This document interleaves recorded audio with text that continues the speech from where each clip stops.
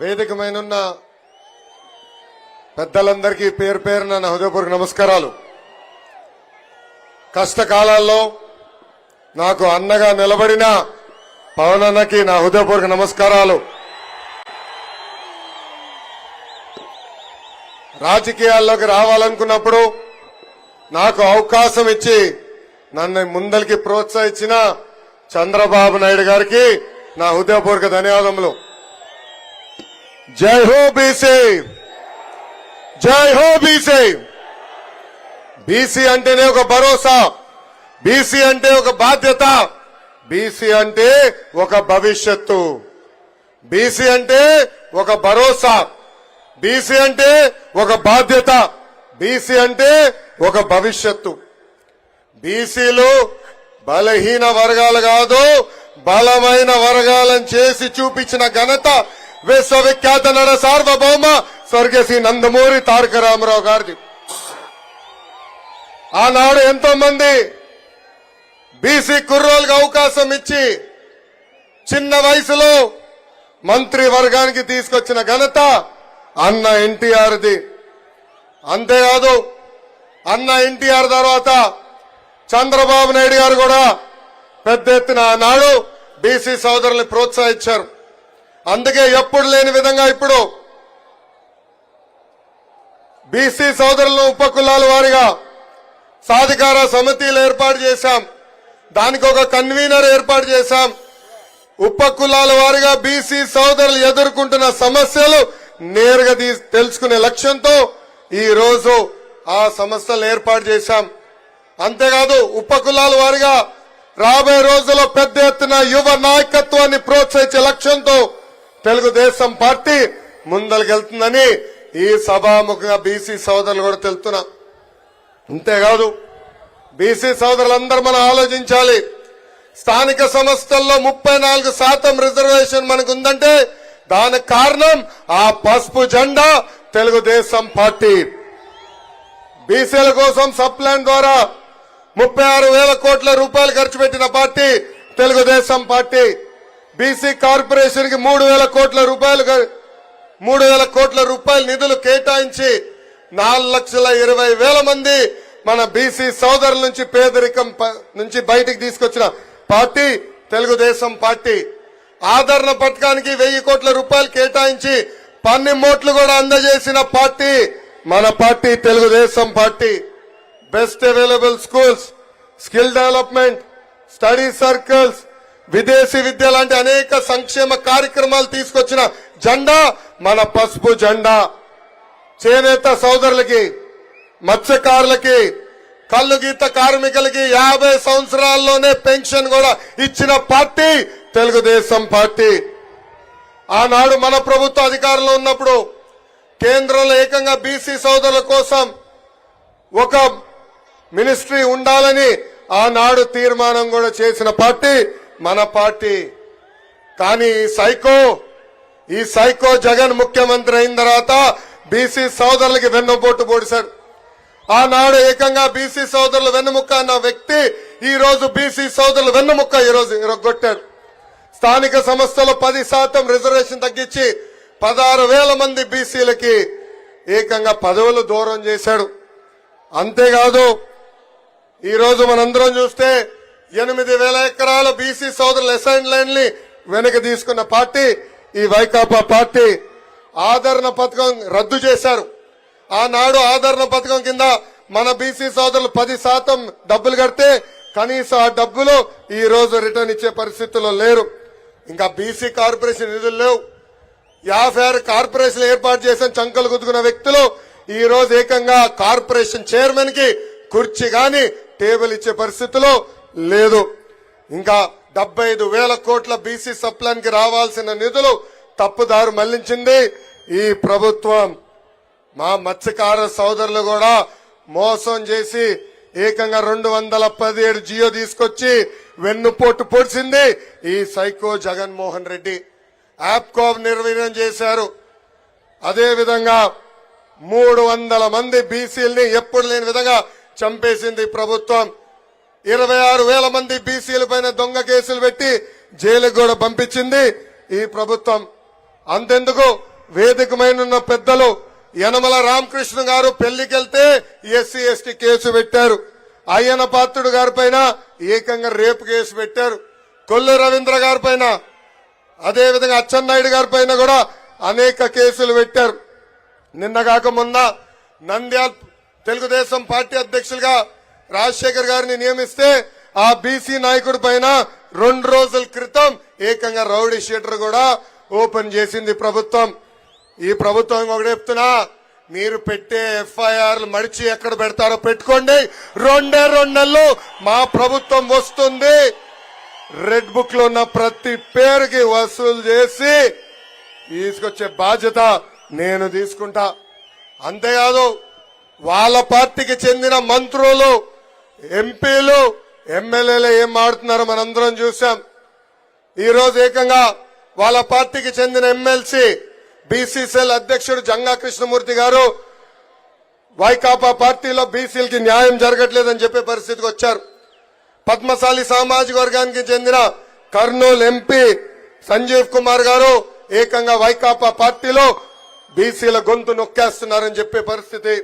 ఇంకా పార్థసారథి గారు కూడా సీనియర్ నాయకుడు, మంత్రిగా చేసిన వ్యక్తి, అనేక సార్లు ఎమ్మెల్యేగా పనిచేసిన వ్యక్తి, కనీసం ఆయనకి అపాయింట్మెంట్ ఇచ్చే పరిస్థితుల్లో ఈ ప్రభుత్వం లేదంటే బీసీలంటే ఎంత చిన్న చూపో మనందరం ఒక్కసారి ఆలోచించాలా. అదే తెలుగుదేశం పార్టీలో బీసీ సోదరుల్ని ప్రోత్సహించాం. ఆనాడు ఆర్థిక శాఖ మంత్రిగా యనమల రామకృష్ణ గారు పనిచేశారు.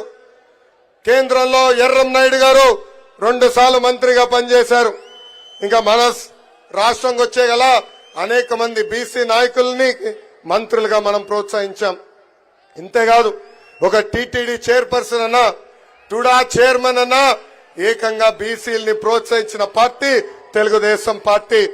ఇప్పుడు బీసీ సోదరులందరం మనం ఆలోచించాలా, ఆ పదవుల్లో ఈ రోజు ఎవరు కూర్చుంటున్నారని.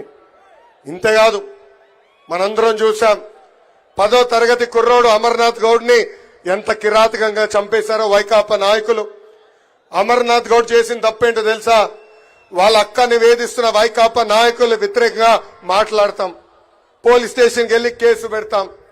ఆ కుర్రోడిని ఏకంగా కొట్టి అతను చదువుకున్న పుస్తకాల నుంచి కాగితాలు చింపి నోట్లో కుక్కేసి కాలు చేతులు కట్టి పెట్రోల్ పోసి తలగలు పెట్టారు ఈ వైకాపా నాయకులు. ఈ రోజు ఆ చెల్లమ్మని చదివిస్తుంది నా తల్లి భువనేశ్వరి అమ్మ. అది తెలుగుదేశం పార్టీ కంటే బీసీలంటే ఎంత చిత్తశుద్ధో. ఇంతేకాదు తెలుగుదేశం పార్టీకి చెందిన నాయకులు నందం సుబ్బయ్య గారు, చంద్రయ్య గారు, జాలయ్య గారిని ఎట్లా కొట్టే చంపేశారో మనందరం చూసాం. ఏకంగా వాళ్ళ అంత్యక్రియలు కూడా మన నాయకుడు చంద్రబాబు నాయుడు గారు వెళ్లే పరిస్థితి మనందరం చూసాం. విజయనగరంలో కృష్ణ మాస్టర్ గారిని ఏకంగా బొలేరో తీసుకుని గుద్ది చంపేశారు. ఇనుప రాడ్లు తీసుకుని కొట్టి ఎలా చంపేశారో మనందరం చూసాం. ఇంకా ధర్మవరంలో మా పద్మశాలి సోదరులు వాళ్ళు నేసిన బట్టని ఇక్కడ విజయవాడలో వైకాపా నాయకులు అమ్మారు. వాళ్ళకి బాకీలున్నారని పద్మశాలి నాయకులు వెళ్లి అక్కడ విజయవాడలో వైకాపా నాయకులు అడిగితే ఏకంగా వాళ్ళ షర్టు ప్యాంటు విప్పి కింద కూర్చోబెట్టి వీడియోలు తీసి బయటకు వదిలేసే పరిస్థితి మనందరం చూశాం. అంతేకాదు నా పాదయాత్రలో శ్రీకాళహస్తి నియోజకవర్గంలో రజక సామాజిక వర్గానికి చెందిన మునిరాజమ్మ నన్ను కలిసింది. ఆ తల్లి ఆమె బాధలు వ్యక్తం చేసింది. అక్కడున్న బడా చోర్ బిఎఫ్ మధుసూదన్ రెడ్డి చేసే ఏదో పనులు ఎండగట్టింది. అది చూసిన తర్వాత ఏకంగా అక్కడున్న శాసనసభ్యుడు వెళ్లి ఆమె షాప్ ని ధ్వంసం చేశారు. ఆమెను అన్ని రకాలుగా ఇబ్బంది పెట్టారు. ఆ అమ్మకి అండగా నిలబడిన వ్యక్తి మన నాయకుడు చంద్రబాబు నాయుడు గారు. ఆయన ప్రోత్సాహంతో మళ్లీ ఆ తల్లి షాపు పెట్టుకునే పరిస్థితి. ఈ సభాముఖం అడుగుతున్న జగన్ ని, ఇదేనా మా బీసీలకి నువ్వు ఇచ్చే గౌరవాన్ని? పాదయాత్రలో బీసీలు ఎదుర్కొంటున్న సమస్యలు నేరుగా నేను తెలుసుకున్నా. ఆనాడు ఆదరణ పథకం కింద రజక సోదరులకి వాషింగ్ మెషిన్ ఇచ్చాం. కానీ ఈరోజు ఆ వాషింగ్ మెషిన్లన్నీ పక్కన పెట్టేసే పరిస్థితి వచ్చింది.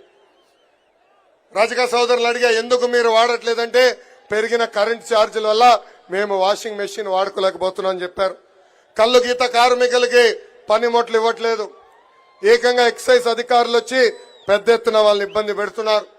రియల్ ఎస్టేట్ డెవలప్మెంట్ వల్ల కల్లు గీత కార్మికులకి కావాల్సిన చెట్లు కూడా కొట్టేసే పరిస్థితి నేను స్వయంగా చూశా.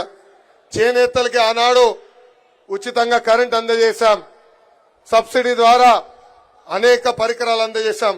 50% సబ్సిడీతో మగ్గాలు ఇచ్చాం, కలర్ సబ్సిడీ ఇచ్చాం, యాన్ సబ్సిడీ ఇచ్చాం. ఈ రోజు ఈ ప్రభుత్వ అధికారులకు వచ్చిన తర్వాత అవన్నీ రద్దు చేసింది.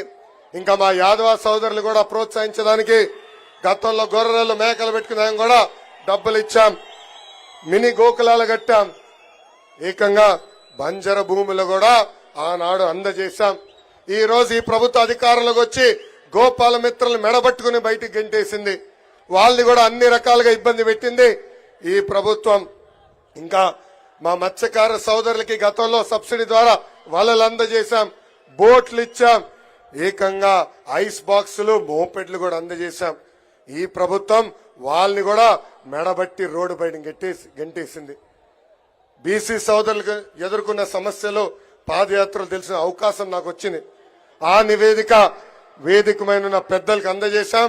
అది మన అధ్యక్షులు చంద్రబాబు నాయుడు గారు బీసీ డిక్లరేషన్ లో భాగంగా మన సమస్యలు పరిష్కరిస్తారు. 2019లో నేను పోటీ చేయాలనుకున్నప్పుడు చంద్రబాబు నాయుడు గారు మీరు రాష్ట్రంలో ఎక్కడ పోటీ చేయాలనుకుంటున్నారని నన్ను అడిగారు. ఆనాడు ఆయనకు ఒకటే చెప్పా, అయ్యగారు ఎప్పుడు గెలవని నియోజకవర్గం నాకు ఇవ్వండి, గెలిపించి చూపించే బాధ్యత నేను తీసుకుంటానన్నాను. ఆనాడు నన్ను మంగళగిరికి పంపించారు. 21 రోజుల ముందలు వచ్చాను. స్వల్ప మెజారిటీతో ఓడిపోయాను. కానీ గత 4 సంవత్సరాలు 10 నెలలుగా మంగళగిరి ప్రజలు నమ్మకుని ఎప్పుడు లేని విధంగా సంక్షేమ అభివృద్ధి కార్యక్రమాలు ఈ పసుపు జెండా చేసింది. ఆంధ్ర రాష్ట్రంలో ఎక్కడ జరిగిన విధంగా 29 సంక్షేమ కార్యక్రమాలు మన నియోజకవర్గంలో మనం చేశాం. మంగళగిరి ప్రజలందరికీ నేను శిరసు వంచి పాదాభివందనం చేస్తున్నాను. నాకు మీరు అండగా నిలబడ్డారు, నన్ను మీరు ప్రోత్సహించారు. మీరు ముందరికి నడవండి, మీకు అండగా నిలబడతానని నాకు మీరు కొండంత బలం అందజేశారు. అందుకే ఈ సభాముఖంగా చంద్రబాబు నాయుడు గారు నేను కొన్ని మంగళగిరి ప్రజల తరపున కోరుతున్నా. మొదటిది, కొండపోరంబోకు ఫారెస్ట్ భూముల్లో, ఇరిగేషన్ భూముల్లో, ఎండోమెంట్ భూముల్లో, రైల్వే భూముల్లో దశాబ్దాలుగా మంగళగిరి ప్రజలు అక్కడ ఉంటున్నారు, ఇల్లు కట్టుకున్నారు. 1 తరం కాదు, 2 కాదు, 3 తరాలుగా అక్కడ ఉంటున్నారు. ఆ భూములన్నీ రెగ్యులరైజ్ చేయాల్సిన బాధ్యత మన పైన ఉంది సార్. రెండోది, మంగళగిరి నియోజకవర్గంలో ఉన్న నిరుపేద కుటుంబాల కోసం 20,000 ఇల్లు కూడా కట్టించాల్సిన బాధ్యత మన పైన ఉంది. మూడోది, పద్మశాలీలంటే చేనేతలు అనుకుంటాం, కానీ మంగళగిరి నియోజకవర్గంలో పెద్ద ఎత్తున పద్మశాలి సోదరులు స్వర్ణకారులుగా ఉన్నారు. వాళ్ళని ఆదుకునేదానికి ఒక ప్రత్యేక కార్పొరేషన్ కూడా ఏర్పాటు చేయవలసిందిగా పెద్దల్ని నేను కోరుతున్నాను. పెద్దల ఆదేశాల మేరకు మంగళగిరిలో మేము ఒక పైలట్ ప్రాజెక్ట్ చేశాం. టాటా సంస్థతో ఒప్పందం కుదుర్చుకున్నాం. ఏకంగా మగ్గాలపైన ఉన్న చేనేత సోదరుల ఆదాయం రెట్టింపు కూడా చేశాం. ఆ కాన్సెప్ట్ ని మంగళగిరిలోనే కాదు రాష్ట్ర వ్యాప్తంగా తీసుకెళ్లాలని ఈ సభాముఖ పెద్దలు కోరుతున్నా. అంతేకాకుండా 4వ హామీ, ఆనాడు అమరావతి మాస్టర్ ప్లాన్ లో ఇక్కడున్న రైతులు కొంతమంది భూముల్ని U1 జోన్ లో పెడతాం జరిగింది. దానివల్ల రైతులు కొన్ని ఇబ్బందులు ఎదుర్కొన్నారు. అది కూడా రద్దు చేయాలని ఈ సభాముఖంగా వేదికమైన చంద్రబాబు నాయుడు గారిని నేను కోరటం జరుగుతుంది. నాకు ఎక్కువ సమయం ఇవ్వలేదు, పెద్దలు మాట్లాడాల్సిన అవసరం ఉంది.